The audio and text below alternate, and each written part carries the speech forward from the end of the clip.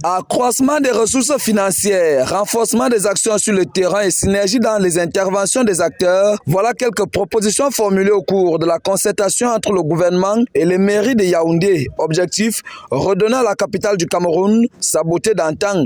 Seulement, ces mesures semblent limitées, puisque ne faisant pas intervenir la participation du ministère de l'Urbanisme et de l'Habitat, principal partenaire des collectivités territoriales décentralisées dans la lutte contre l'insalubrité. Il s'agit donc d'un partage de ressources, d'un partage de compétences et surtout d'un partage d'objectifs qui doit préciser tout de même que le ministère en charge du développement urbain est celui qui gère l'essentiel des ressources, les ressources humaines, les ressources infrastructurelles et les ressources financières.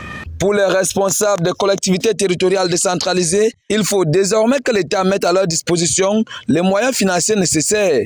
Parmi ces mesures, le Premier ministre ne définit pas clairement qui doit chercher ces financements.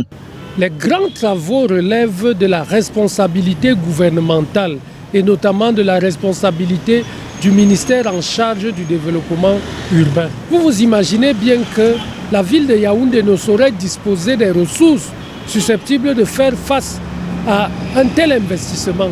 Cela relève du gouvernement et c'est le gouvernement qui structure à travers des contrats de participation avec les villes de ce qui va se passer, de comment ça va se faire et du rôle que chacun aura à jouer. Alors que Yaoundé croupit dans une insalubrité débordante, il est nécessaire pour le gouvernement de veiller à l'applicabilité des mesures formulées par tous les acteurs de la chaîne. Toutefois, si ce nouveau coup de fouet du Premier ministre dans la lutte contre l'insalubrité à Yaoundé a le mérite de rappeler les précédentes initiatives inabouties, il suffit d'attendre 2 semaines pour évaluer cette autre.